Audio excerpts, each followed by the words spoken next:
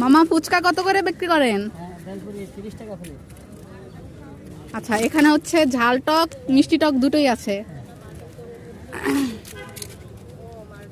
দেখতে তো অনেক টেস্টি লাগতেছে। হ্যাঁ, মজা হবে।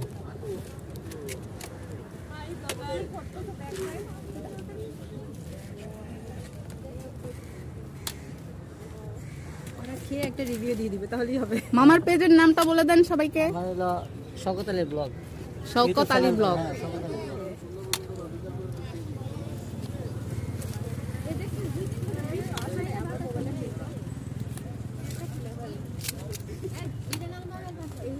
আপনি কোথায় বসেন সেটা বলে দেন। সারা বাংলা কৃষি বিশ্ববিদ্যালয়, কৃষি অনুষদের সন্ধান। কৃষি অনুষদের সামনে।